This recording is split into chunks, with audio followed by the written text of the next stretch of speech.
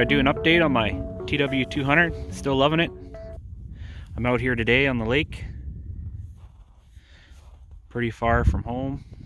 This is an island here. It's terrible conditions today for crossing the lake. This overcast flat light is horrible. You can't see any hazards. So it'd be really dangerous on a snowmobile at high speed, because if you hit a ice heave or something, you get seriously injured. But on the T-Dub, I just keep it in second gear and I keep a steady pace. I don't want to go any faster, because if I hit a snowmobile track or something, that'll wipe me out pretty quick. But studs are hooking up still. This light skiff of snow on top doesn't really help for the studs, but I'm doing fine. Just can't make any sudden maneuvers. But so far it's completely smooth. Like, I haven't found any deep ruts or heaves or anything. See, I got my tank bag. This goes back and forth between the Suzuki and this bike now. I installed my hand guards. And I rejetted the carb. I bought the carb jet kit from ProCycle, and I'm running a bigger jet than they suggest just for the cold weather. There's a cool old abandoned cabin over there I'm gonna go check out. Okay, I'm still out here trying to get my drone to work. It's pretty typical with these. There's always some kind of update or something that doesn't want to work or open or connect. So finally I figured it out. It's because I got an Android, and since the Android 12 update a while ago, the DJI apps haven't been working, and the Google Play Store doesn't have what you need. You have to go to the actual DJI website and download their Android fix and give the app a bunch of permissions and finally get it working. So we're gonna try again here. See if I can get her to fly.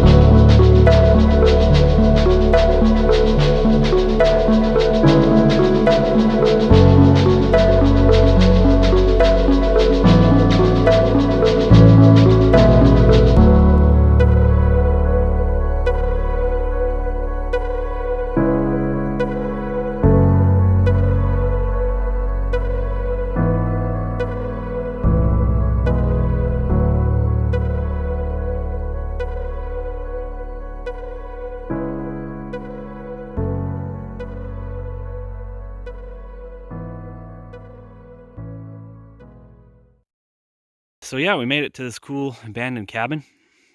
Kind of eerie.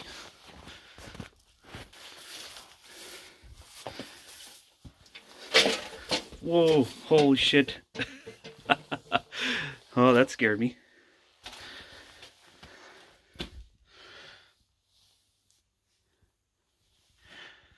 Oh, that wall's collapsing.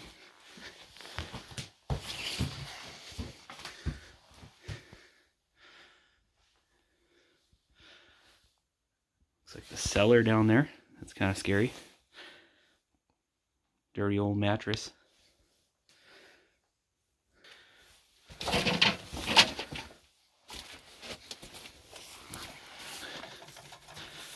right on the lake.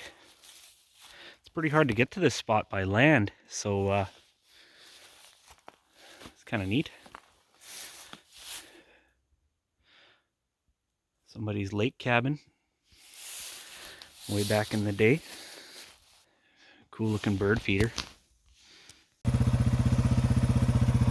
This is awesome. Anywhere snowmobiles have gone and packed a trail, I can go easily.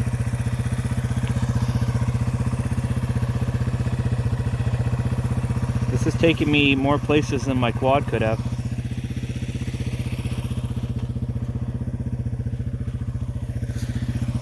And it's road legal, so when I get back to civilization I can just hit the road, take the road home. I don't have to come all the way back on my trails.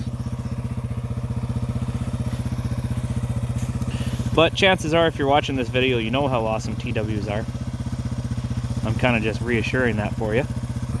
But honestly, you can get this bike through more than normal dirt bikes because of that really low first gear. It's pretty cold taking the roads home today. I gotta stop once in a while and warm up a little, but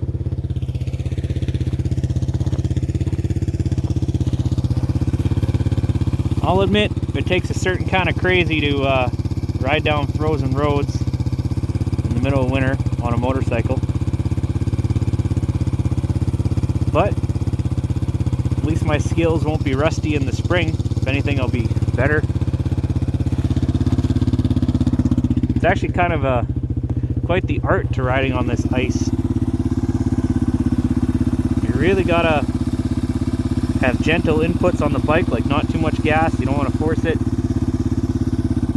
And while you're cruising, it's not too bad here, but once in a while you'll get some frozen ruts, and you just got to go with it. Whatever rut you're in, you got to stay. If you try to fight it, you're going down hard.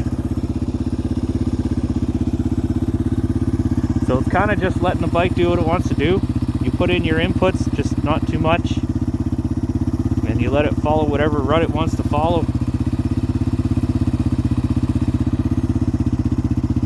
Not too far, I'm almost home.